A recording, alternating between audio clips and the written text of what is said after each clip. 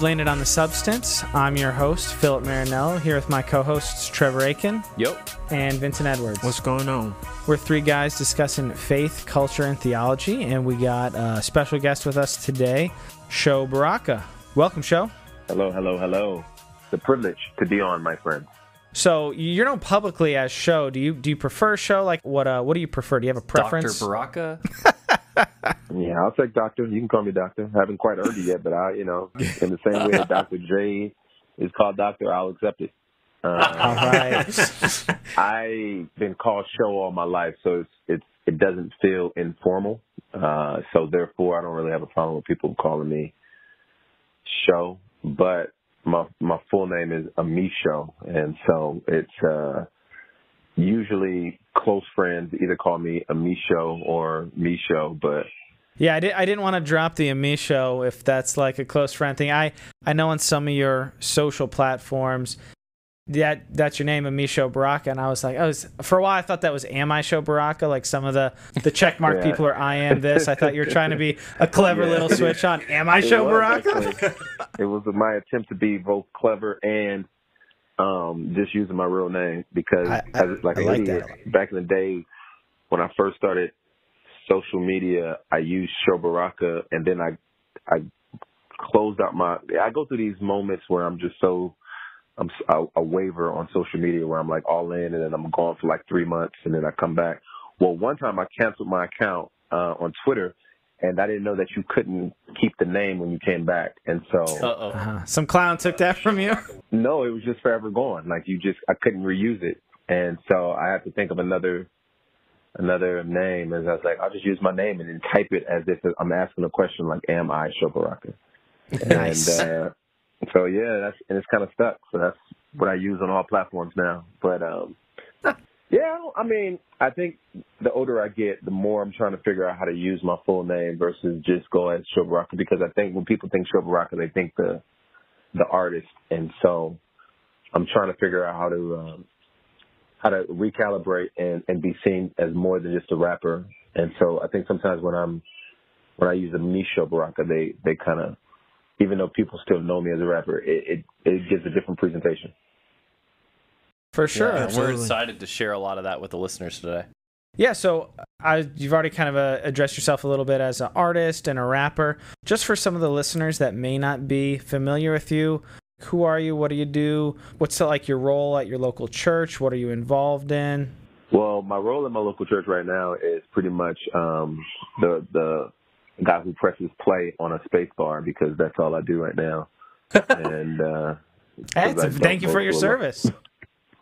Yeah, my local church is my living room, and so the congregation is pretty small. It's only my family. So I used to be an elder at a church for 5 years, and then I left that church to go to a different church. So in the context of local church, yeah, I've been an elder. I've been just a regular parishioner or a member, but it's been about 3 years since I've been an elder, and that's been intentional. I felt the burden of it just at some point you realize what your capacity is, and so and I think it's also wise for people to roll on and off of elder boards. And speaking of boards, I'm a member of 2 boards. One board member. I'm a board member of the AND Campaign, which is a socio-political organization that I actually helped co-found with 2 other gentlemen. I'm also a member of a board. I'm a member of the board of an organization called Tier Fund, which is an international justice organization that does mostly stuff in developing countries, if you will, around environmental justice, women's rights, and church development. And then I was a professor last year at Wake Forest Divinity School, hip hop and religions course, and I have my first actual book will be coming out next year. And apart from that, I mean, most people know me as a rapper, hip hop artist, but I also have been in some movies, studied television and film.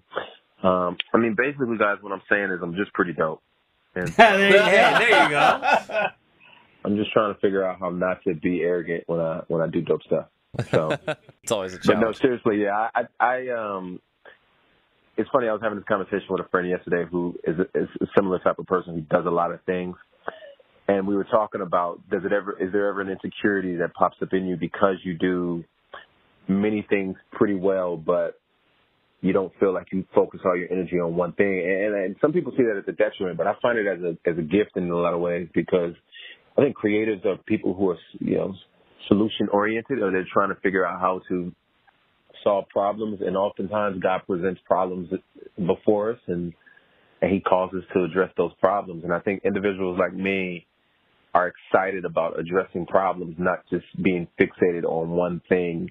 Even when we feel like we solved that problem, it's just like, well, let me stay within this particular paradigm and continue to build an empire on top of this. It's like, well, if I've assisted people to build an empire over here to the left, what's the next empire that I can help somebody build? Or what's the next solution that I can, put my hands and feet towards? And so for me, there's times when you feel like you feel insecurity, and you also feel like you don't accomplish tasks and goals in the way that somebody else, because they've been focused in one thing for years.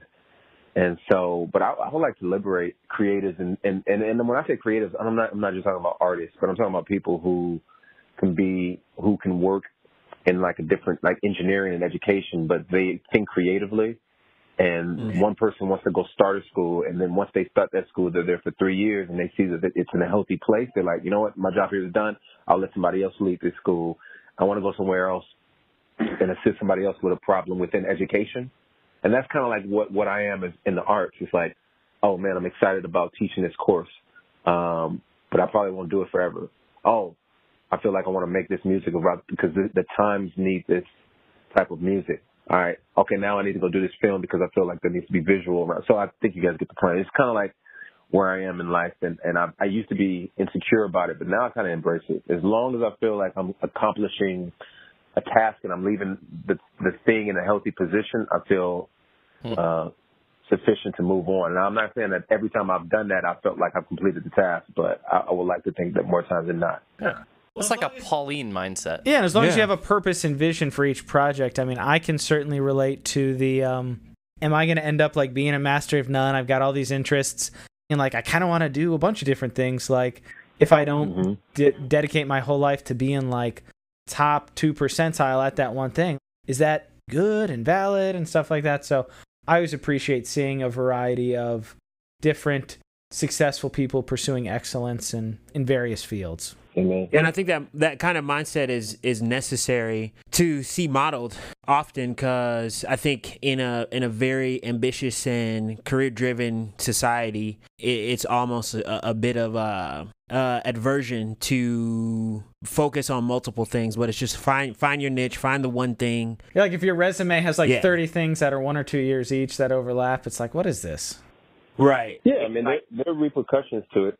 You have to be mindful of, to your point, the veneer of what it looks like. What does it look like for you to be an individual who spent 3 years here, 5 years here, 4 years here, 2 years doing this project, because some people will look at as this man can't complete tasks, or this person is unstable, or they don't know how to build relationships. They can't be led, or and so in some ways there are some of those deficiencies, and the individual like myself and others, we have to castigate ourselves and investigate ourselves and say, oh, what about me desires this thing? Is it because I don't desire to be led, or is it because I get bored easy, and it's getting bored easy? Is that a good thing or a bad thing?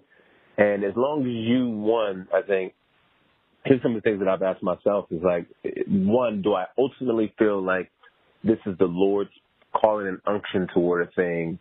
Or is it just me fulfilling my own personal desire to accomplish something, to assuage my ego? Two, am I showing proper like leadership and partnership and collaboration on this thing?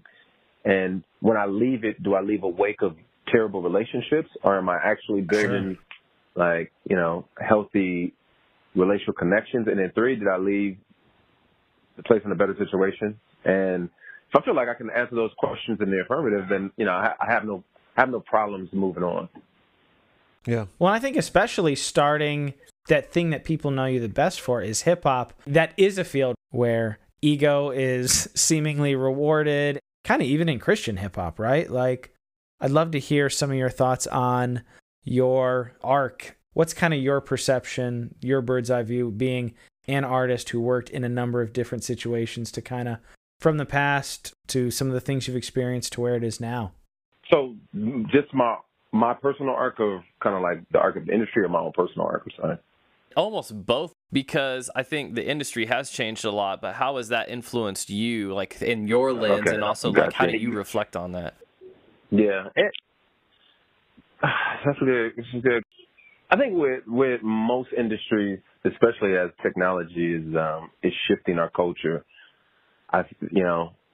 people have to figure out how to reinvent themselves. And I'm really huge on this side. Like, you're gonna hear me say it oftentimes, like need and calling, because I often feel like the way we view that can be elitist at times, and it can also be somewhat of a very selfish-driven motive. But when I look at the industry, for instance, my own personal arc, it started off with, I'm just happy to write. I'm just happy to write some songs. Somebody said that they wanted to hear my songs, and I'm like, let's just do this thing. I'm like, I don't care who's paying me. And at the point, it was just like, I'm excited that there's the incentive to get paid, but I'm really most excited about the fact that I just get to experience the euphoria of creating art and sharing this art with people, and people being affected by it. Yeah, that people respond to, right? Like, I remember when Reach kind of started like that it was really, really small at the beginning, and that was it felt like a really pure small audience back then. Yeah. And so you got some age on you then. So you with me. So then basically, yeah, no, I was I think we talked about it. I was saying I've had an interesting personal arc with experiencing and enjoying ups and downs and some of that stuff. Like, I grew up in the church and I was discipled by good godly men, but like that stuff spoke to me in a different way and kind of like held my hand through like a decade, I feel like. So yeah, so you'll understand. I think with industries, right, as they shift, as they pivot, and they begin to, some people will adjust to demands from the market. The artist has a choice to make. Do they follow those particular trends, or do they stick to a personal conviction? I'm not saying it's a better conviction, but do they stick to a personal conviction of themselves and a mission and a vision that they have? And so for me, as I was saying before, I was just happy that I had an opportunity to communicate something.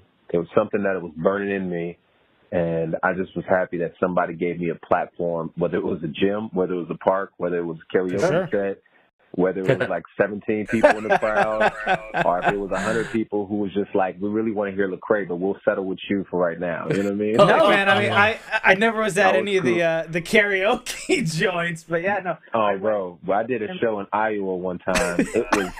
It was crazy because it was like a outreach to an apartment complex, and it was packed. So they had like not the jungle gym. They had the bouncy houses.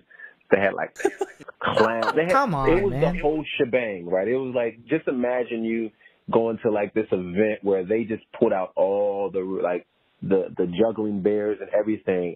I have to compete with all of this that's happening in this complex, and they gave me a karaoke machine to rap on. And I was like, but guess what? I didn't know any better. Because this was like 2007, 2008, so I'm just like, praise God. Turn my life up. If one person is listening, as people begin to listen to your music, as people begin to, your personal demand begins to increase, you start to develop preferences and desires, I guess you can say. And then what happens is you realize you're not in the same space you were when you first started this, and then your affections and your affinities begin to change. And then at some point, you look around and your audience changes as well. Yeah. And so you're having to make a conscious effort. It's like, what am I doing? Like, where do I want to go? How did I get here? And how do I, as much as possible, take control of my career? And that, for me, happened because there was multiple intersections. One, I realized that I grew up an individual who was closely attached to justice because of my mother, who was, I guess you can say, I like to call her a pseudo Black Panther. And growing up in Los Angeles, she, went to Black Panther gatherings. And at a young age, that was impressed on me to be concerned about Black identity and justice. And then I went to an HBCU, Tuskegee University, and then, I become this Christian, and then there's this conflict of what does it mean to be Black? How do you celebrate Blackness? But I began to start rapping in mostly these white evangelical spaces. And I'm just like, what does this mean for me as an individual? Like, I don't understand. And then 2010, Oscar Grant is shot and killed. I think it was 2012 or 11, Rakia Boyd is shot in Chicago. And so I'm really struggling because I'm also closely attached. I'm from California, so the Oscar Grant thing was close to me. I had my own personal experiences with LAPD. My uncle was choked out by police officers and killed.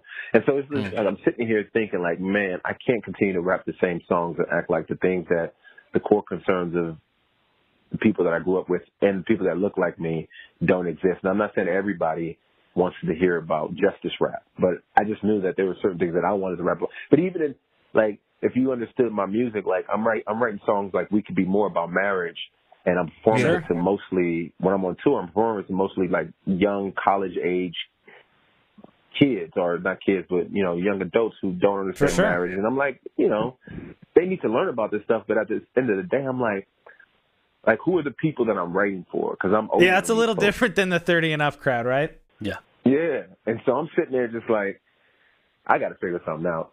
Then I think the straw that really broke the camel's back was Trayvon Martin. Yeah. And I was like, I just can't make the same music anymore. And so I made an album, Calendar 10, which I remember that was pissed everybody off. Pretty incendiary at the time. A lot of folks had a lot of strong opinions on that one. It's crazy because if you listen to it now, 8 years later, it's like it's nothing. Like nobody's like it's like a sea-level conversation now, right? But back then, but at reach at that time with your audience, so incendiary that people were like, "What in the world is this dude?" Like they call me all kinds of names, and so at that point, and then eventually after Talented Tenth drop a year later, you have Michael Brown, right? And now the world is blown. It's like this. It's a new world now post Michael Brown, because now you have the social justice conversation is not just in academic spaces and in people's living rooms. Now it's on the national stage. Yeah, and so people are filming more stuff. You're actually seeing it. So the folks who are already aware of it are just seeing it more, and it's hurting them more. And then you have some folks who maybe you're not aware of it. They're getting the chance to either affirm you and affirm your pain and affirm reality, or maybe elect to not. Yeah, and so now you have people. You have some folks who who ostracize me or who marginalize me now coming back saying, hey, and it's not just white folks, it's Black folks as well. They're coming to me like, hey man, now I get it.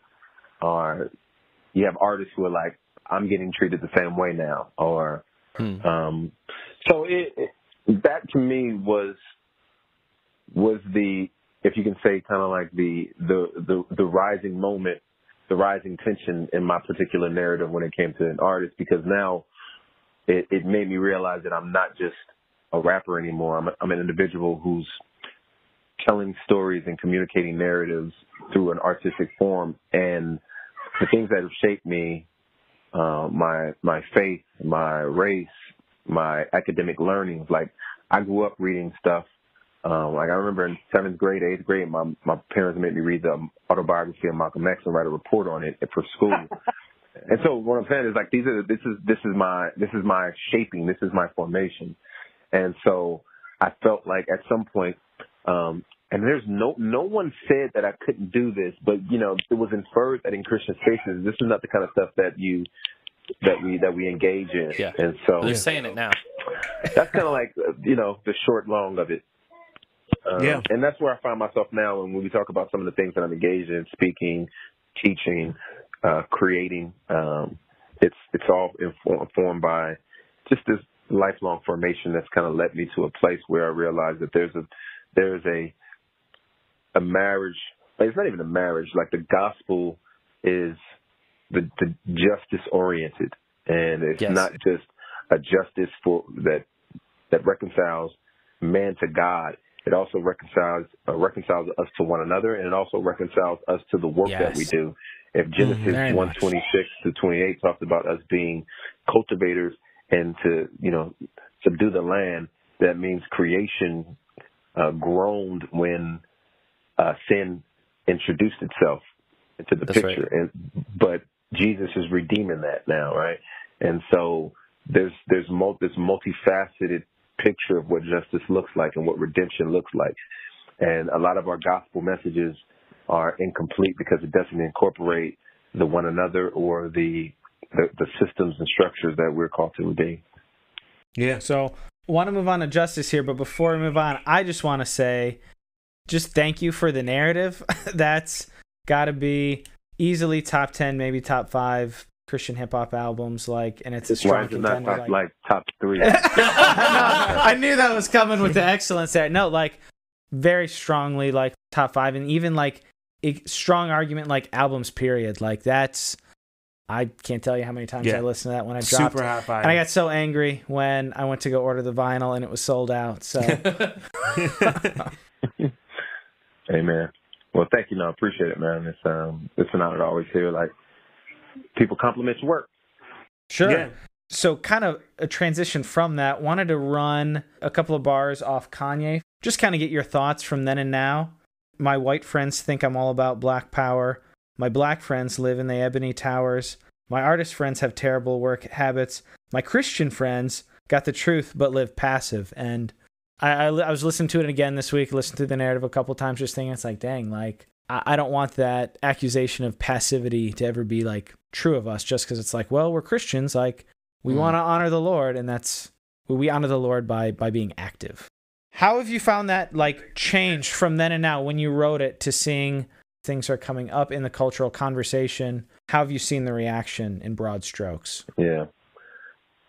The following line talks about how I reproduce the habits I can't even hate.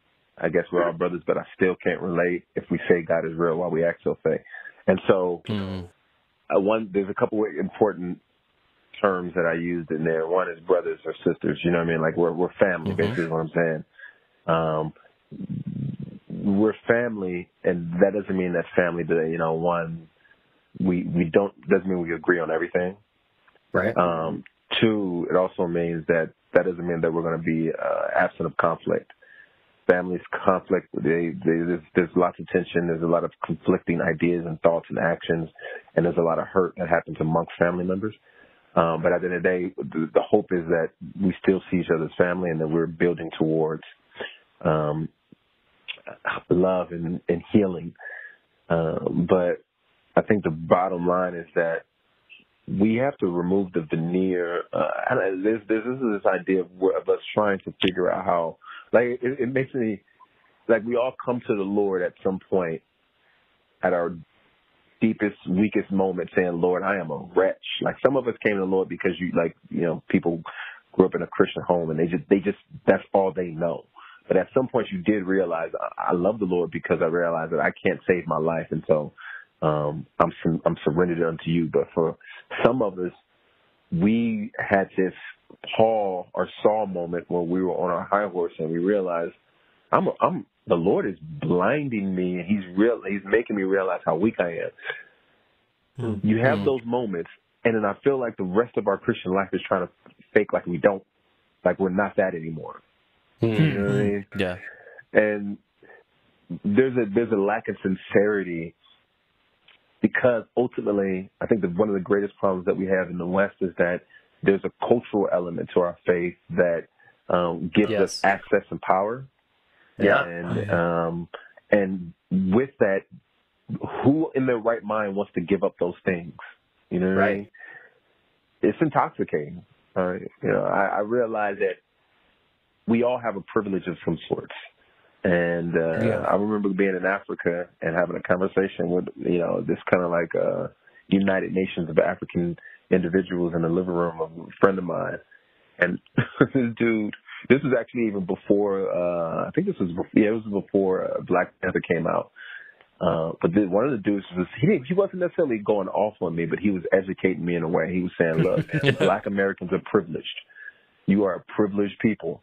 And I was like, "Bro, you Black people privileged?" I was like, "You must be talking about white folks." And he was like, "No, Black people are privileged. You don't understand how much influence you have." Well, one, you don't understand. I don't think you really truly understand the wealth resources that are at your disposal in America. And two, you don't understand the influence and impact you have globally. And I sat there after being offended. I listened to him, and I was like, "Man, he's making sense." I was like, "It makes." And with that, we must understand that even though we feel like there's a bit of disparity between races in America, the reality of it is that Black people in this country do have privilege. We have resource. We have access. The amount to which we take advantage of that, it varies. But how does that impact our activity in this country for people on the margins?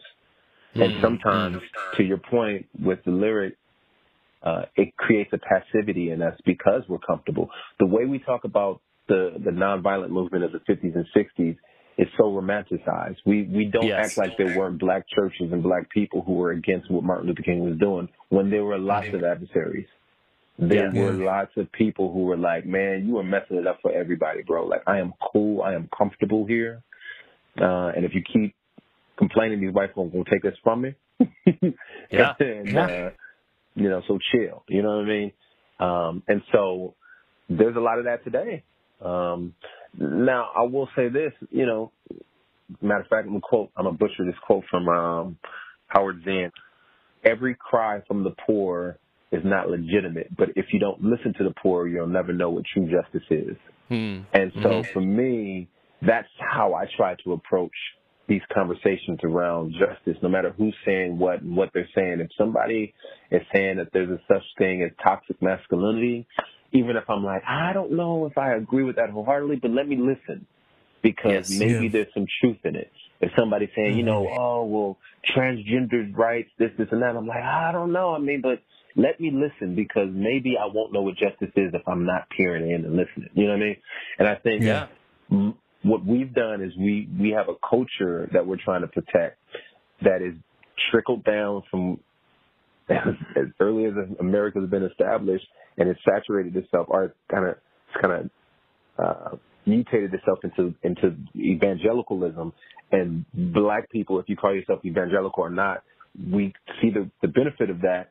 And sometimes what we can do is we can find ourselves advocating for things, or even being silent on things that we probably should be listening to more and even fighting against.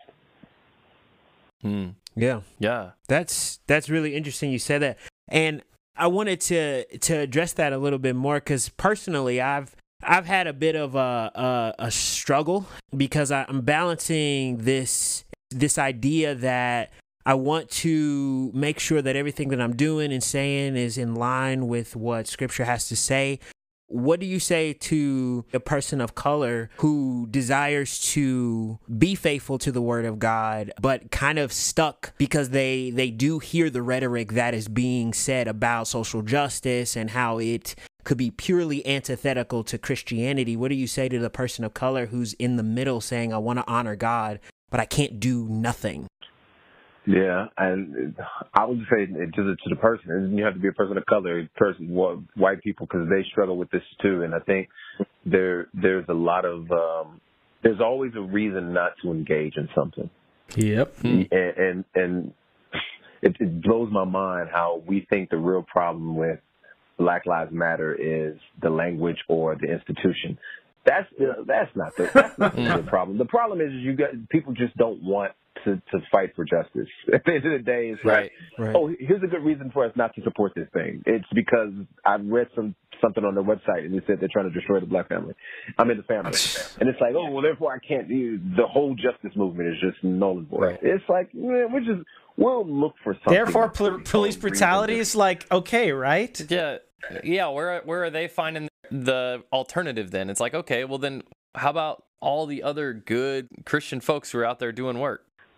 Right. And so there's, I talked about the AND campaign, an organization that I helped start. And you would think that there will be people who are like, well, there's something I can support because, we're not trying to there's no rhetoric on our website that's destroying the family unit or this Nope. and that. And there's still people like, well, I don't know. You guys, it seems like you guys are just an illusion for the liberal left. And it's just like, okay, you know what? At the end of the day. So here's to try to answer the question. I think what I would say to that individual is understand that you're going to get things wrong. The Christian faith is not necessarily about, it's not just about avoiding sin. I think it's about growing in grace and love. And then as we put ourselves under the lordship and submission of Christ, we recognize his perfection covers us. Now, that doesn't mean that we intentionally go out there and we live reckless lives, but that also means that, as John 17 communicates, like he can't take us out this world. So that means that we're going to fail in some aspect, and we're going to get things wrong in some aspect. It's about, do I have a humble posture, and how am I trying to repair whatever damage that I'm a part of? I think that's why I think repentance is such a strong concept in the Christian faith. It's like, and that's something that we're so anemic to in our society. It's like nobody wants to admit that they're wrong, and then when you admit you're wrong, how do I repair and fix the damage of the wrong things that I've done? And so, when it comes to justice, I know that something needs to be done. I need to figure out where's the need, what has God called me to, what is the present obstacle before us. If I don't have the intelligence, the capacity, or the resources to address it, who is doing that, and how do I get involved with it? This is why I never fault people for being a part of like a Black Lives Matter chapter or movement if Christians aren't going to create an alternative. If Christians aren't giving people, if a church is not going to do anything, if churches are going to just say, well, all we need to do is just pray for our country. No, hell no. We need to do more than just praying for our country. Frederick Douglass had a wonderful quote. He said, I prayed for 20 years to be free, but I realized I would never be free until I start praying with my hands and knees.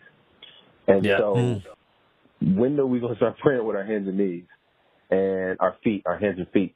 And so until Christians start taking risk and saying we need to figure out how to engage, and not in a way to suppress people with our theology or weaponize our theology, but how do we do it in a way that's full of compassion and love and listening and humility, then people are going to join organizations, people are going to be part of movements that are getting things done.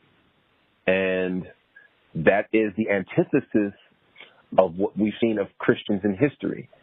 And the tradition of Black Christianity, or the history of Black Christianity from 1619 on, has been a legacy of people who've been in perilous times, who've been in the margins, and they said, I'm using this faith as a way to address the issues of the world, not just my own personal relationship with God, but the issues of the world. And we've seen that. And I feel like at some point we lost that in the 70s, 80s. And there's a reason why I think we lost that. But mainly the underlying reason why I feel like we lost that is comfort. Quite frankly. Wow. That is powerful stuff. And thinking about the necessity and the encouragement that you get from seeing the way that Black people and faithful Christians in general have lived out their faith in a way that impacts their community, the people around them. I know you mentioned the AND campaign. What are some of the things that you've seen, like maybe early successes and things with the AND campaign that have really excited you about what's going on there? Well, one, the easiest is that it's a coalition of people who are tired of not doing anything or being a part of institutions where they have to submit their whole allegiance to principles that they don't solely, I guess you say, sign up with. And so political parties are healthy because that's how you get things done in our nation. Let me change that. Political parties are necessary because that's how they get things done. They're definitely not healthy. They're necessary because that's how you get things done. I was like, did he say healthy or helpful? Hold up.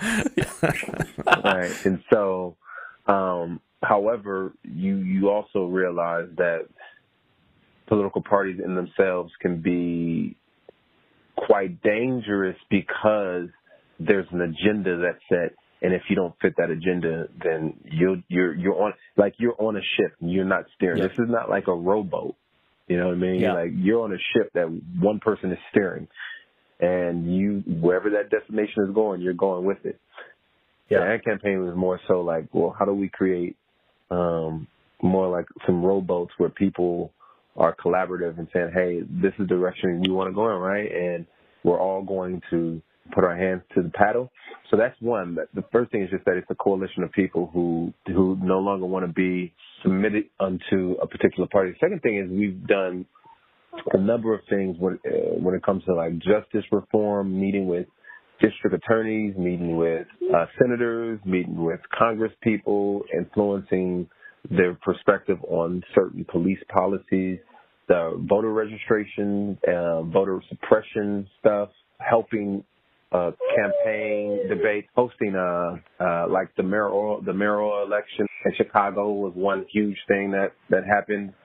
There's so many things, bro. The one main thing I would say is just political literacy, getting people to understand what it means to be political literate in society, and not just going off of talking points from Twitter and social media. And, what cable does it news. mean when you say this? What does it mean when people regurgitate this idea? What does police reform mean? What does pro-life mean? What does pro-choice mean? And do we agree with these things? Do we need to create new definitions and new terms? And so it's all of those things. Fighting for religious. What does religious liberty mean? Are there some caveats to it that we're not 100% for? How do we create new language around that? How do you create partnerships with people who feel like the religious liberty movement is offensive to them? So it's a lot of stuff. And then Justin, who's the president, Michael Ware, and Chris Butler just wrote a book that they released in June that I think is really helpful. It's called Compassion and Conviction. So, Compassion and Conviction is excellent. Yep. Highly recommended. Also free on Hoopla. Check it out. Get a library card. There you go. Look at you. There you go.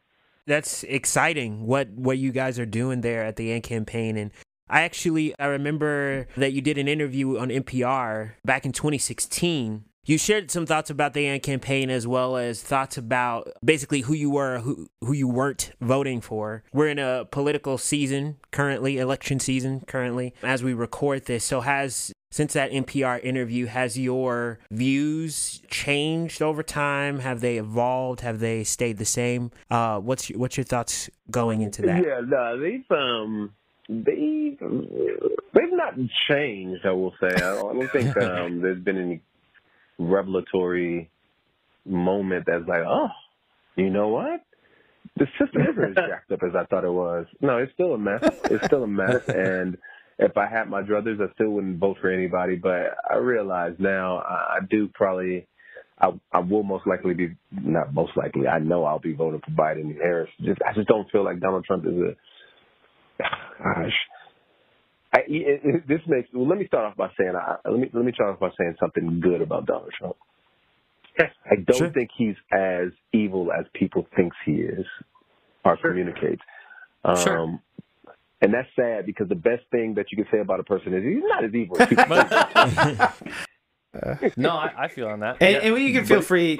We can cut endorsements if you want. Yeah, look, it's funny. I spoke at a college last week, and they literally asked me, so they did the text to the question, but the way they did it was they showed the questions on the board, so you couldn't really act like you didn't see the question. And so, oh no. Who are you voting for? One of the questions was, who are you voting for? Oh, dang. I had been very blunt about every question before. It wasn't like I wasn't dancing around answers.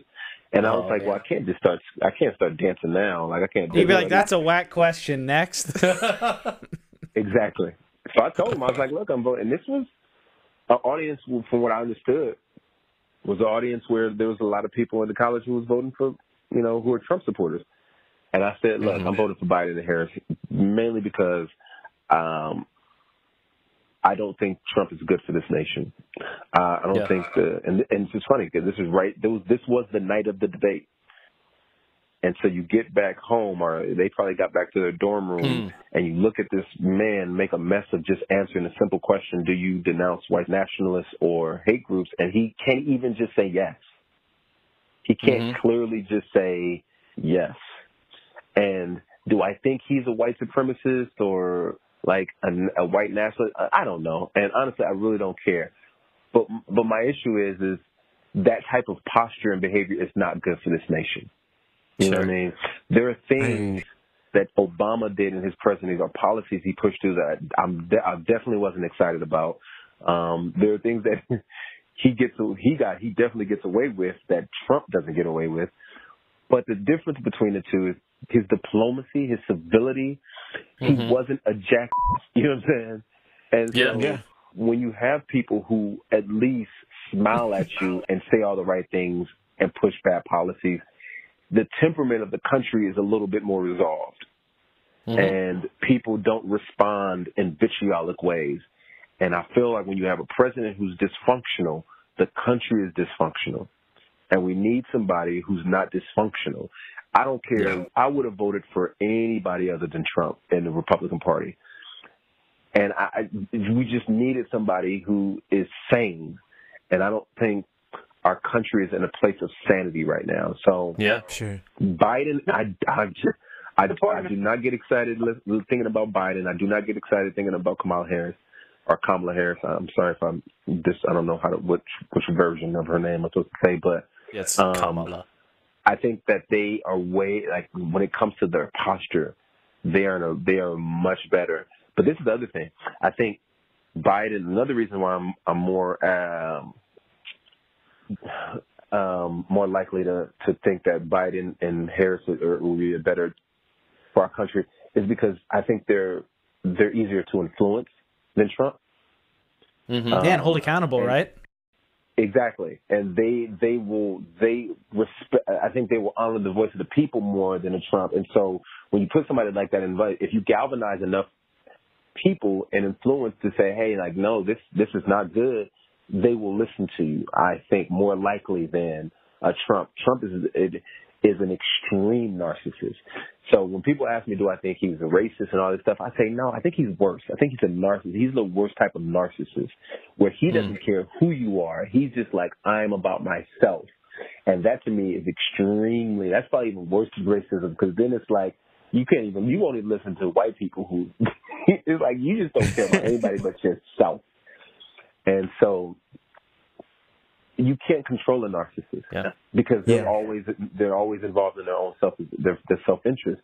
And I think with these individuals, there's more accountability. And then in 4 years, maybe the world will be in a place where we can recalibrate and say, I don't know.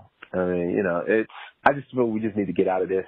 And then, like, when we get to shore, because right now we're drowning. When we get to shore, then we're like, okay, what do we do now? Yeah. Do you feel like it would be nice to have maybe different than two options, or like maybe absolutely. In the primary process? I mean, I guess you could say, sometimes people call this a cop-out, but for all intents and purposes, I'm a libertarian. And I really wish that there was, most sensible countries have more than three parties, For sure. More than two parties. But countries that are a lot smaller and less diverse have more representation in a variety of political parties than we do. It's kind of bananas. But I also understand, and if we're honest, part of the reason why we don't have more than three parties, and I hate to put this onus on black people, but black people have not incentivized Democrats to actually diversify or to make great changes since Jimmy Carter. We've pretty much slaved our allegiance to the Democratic Party since the 70s, pretty much. Yeah. When a party knows that you're going to vote 80%, upwards to 96% for a particular individual, I really don't need to do much for you, because I already know that I got your vote. And the Republicans, I think, are in a place where they're going to have to I guess, recalibrate and once Trump is done, because they've sold their soul. Yeah. I don't know if they've ever had legitimacy with certain people, but they definitely don't have it now. And so because all of my life, they were supposedly supposed to be this party of morals and values and et cetera, but now all of a sudden they said, you know what, we're willing to flush all that down the toilet for power and influence. Yeah. And so the church, I honestly feel, needs to reevaluate its relationship with the Republican Party, why they ever sold themselves to it in the first place. I think is a problem, because I know for certain there are influential, powerful people within the Republican Party who question whether or not they should start a new party or should they be a part. And you saw this in the first year and a half of Trump's election, where there were people who were dissenting voices, but they realized it probably wasn't to their career advantage, and so they ended up backpedaling, and now they're, almost 100% Lindsey lockstep. Graham, Ted Cruz, you saw it over and over again. If you just go on Twitter and YouTube, it would be funny if it wasn't so sad and demoralizing. People from 2 years, 3 years, 6 years ago saying things, and then literally now the exact opposite in order to keep their jobs. Yeah, it's sad. Yeah, and to your point, we got receipts, and so as soon as if Trump loses, guess what? You as an individual are going to be impacted by the blowback of this, right? Yeah. And if you thought power was intoxicating, wait until the people who didn't have power begin to have power and how they flex that on you. Because it's only incentivizing the left to be even more extreme than they were before, because of whatever marginalization they felt they had, even if it's non-existent in reality or not. They're the appearance of oppression felt real. And so now that we have it, guess what? We're going to try to do everything in our power to marginalize the people on the right. And that's why I feel like our country is in a terrible place right now. Because everybody feels like they're a marginalized group. I literally, my homegirl just put me on to this incels thing, involuntary celibate. Yes. Oh, yeah. And I was like, what in the world is this? I was like, what? And I started listening to some interviews, literal intellectual debates, not like some random dude on YouTube, internationally known individuals are having debate about this stuff. And I'm like, everybody's a marginalized group now. Everybody is considering themselves a marginalized. And that's what happens when the justice conversation the wheels come off and it's just everywhere. There's no refereeing what it means to be marginalized and to be oppressed and et cetera. And that's why I think the gospel has healthy language to this stuff, is that we realize this is not our world, this is not our landing spot, but we consider the needs of other people, but we always move as if we exist in another world, right? So we move with empowerment, we move with confidence, while at the same time not ignoring the earthly conditions around us. Absolutely. Man, whoo! You just gave us so much. Yeah, you gotta chew on that for a while, man. That's a podcast. They can run it back. Oh wow, man! I have to stop and say, yeah, just thank you for sharing your heart and your mind on that. And honestly, there's got to be quite a bit of resistance to hear that and decide, at the very least, not to consider and think about what's been said. So I appreciate you sharing that. And you have a book on the way. He saw that it was good, reimagining your creative life to repair a broken world. That's coming out hardcover May 4th, 2021. Tell us about just the creative process to get to a point of writing this book and what people can be excited about when they pre-order it. Yeah. The one thing, well, first of all, I'm excited just to write a book. It was much harder than I thought it would be. When they were like, you want to write a book? And I was like, yeah, I want to write a book. Yeah, I do. And then you start writing it, you're like, oh no, this is not easy. Especially when you're like the kind of individual I am. To save you guys the deep dive, it's just you like so many different types of things. You want to talk about so many types of things, but that oftentimes doesn't make for a good book. And you're trying to figure out, how do I consolidate the information I have? But the one thing that I will say that people may like about the book is that it's not all just nonfiction. I included some fiction in there. There's some short stories that I've written, fiction, elements of poetry as well. So, Man, I think it's fun. I think it's engaging, it's entertainment, and it's just my way of trying to see, how do we use our creativity to fix the world. And I'm excited for the project. I'm excited for people to engage and to dig in. The other thing that people have to understand about books, which some people may, you usually finish with the book like 6 months to a year before it releases. And so a lot of what the world is going through right now is not necessarily included in the book, because I submitted my first draft in May. And so it's there's some changes, but ultimately the meat of the book was finished before kind of like the Ahmaud Arbery, Breonna Taylor, George Floyd stuff. So I mean, using your creativity to repair a broken world does feel especially relevant right now. Yeah. Thank you. Well, hey, Sho, appreciate your time. And before we let you go, you got any recommendations for the audience? We usually have books or podcasts or films. What's been edifying or encouraging your heart and your mind lately? I'm going to give you one of everything, because that's what yes. you said. Oh, by the way, Loki, on your podcast, your desert island picks, far and away, you blew out your co-hosts on that one. Oh, thank you, because I don't know what kind of boring life they gonna live, because I'm like, that was an easy choice. You crushed them.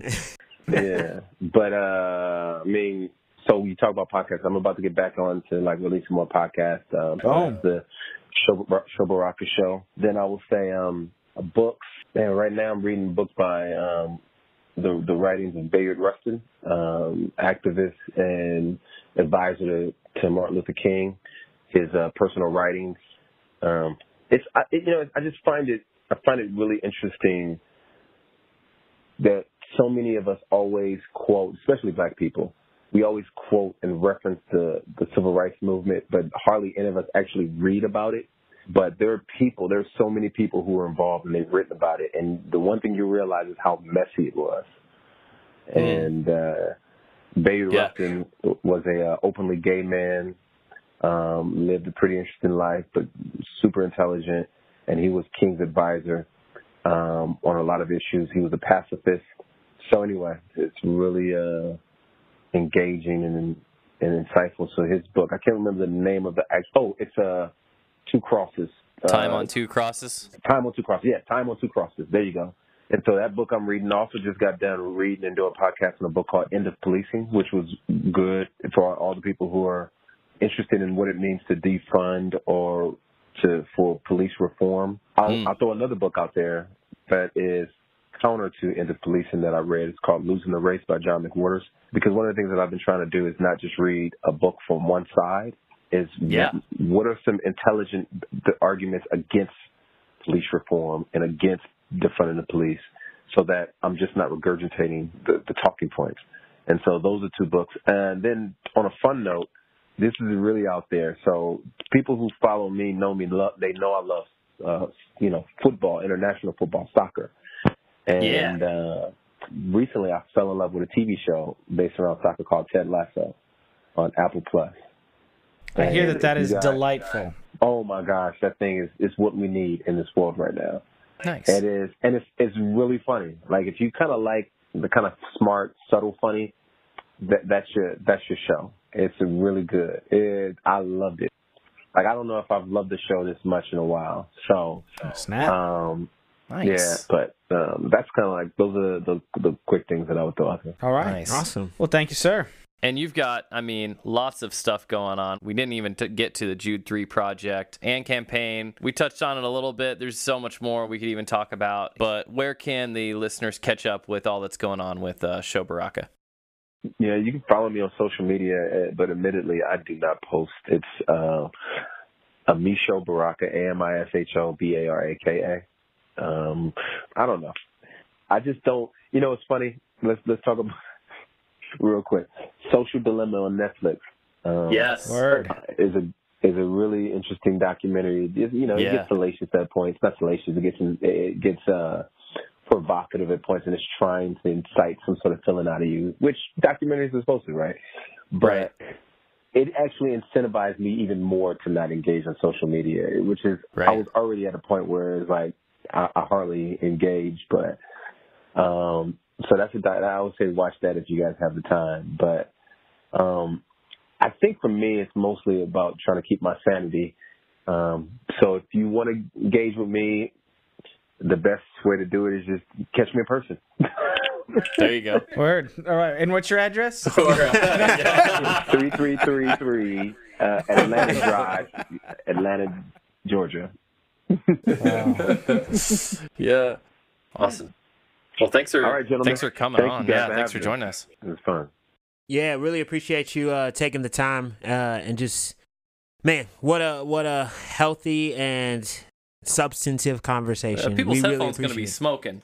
Yeah. Man, I'm really interested to see the comments on this one. Excellent.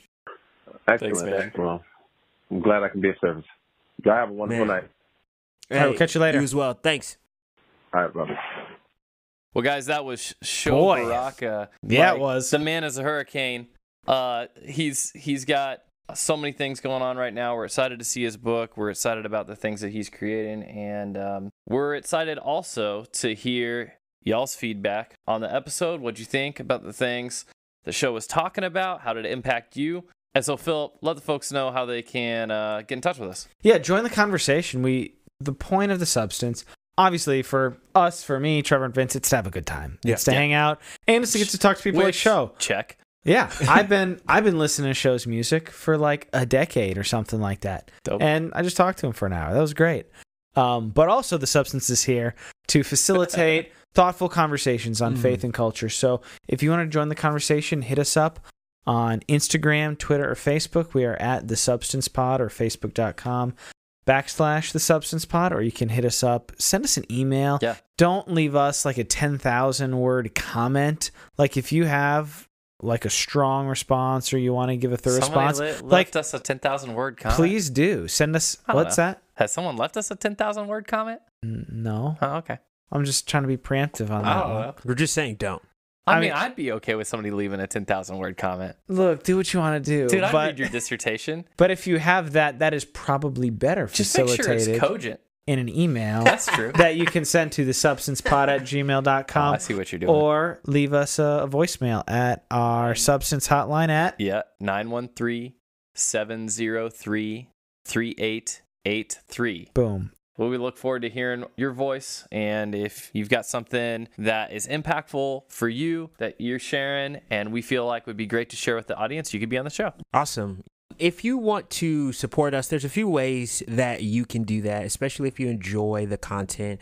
One thing to do is to subscribe, and that way we are on your feed. Give us a rating, an honest rating. We'd appreciate 5 stars. If you think we deserve a 5-star, hit that 5-star. Yeah. If you don't think we deserve a 5-star, leave us a long comment. Hit that email link. Yeah. Let us know why. Right. And definitely comment. And we would also love financial support. You can hit us up at Cash App at $ The Substance Pod. Yeah, we're brought to you right now by you guys. We really love what we're doing, and anything that you guys send our way is greatly appreciated. Yeah, and there's ways that we would love to be able to bring content, create community better, things like having a website and other stuff like that. And so that's why we're not just asking this for us to line our pocketbooks. It's about like, how can we grow the substance and turn this into something that will be a better place even for all the listeners. Yeah. And you can also, if you know any great partners, I'm started the process of looking for advertisers or partners. If you know anybody who might like what we do, connect us. All right. Well, thank you guys for joining us this week, and we will see you next week on The Substance.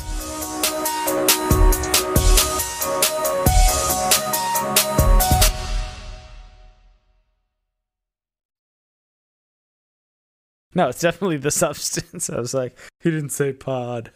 Well, the end.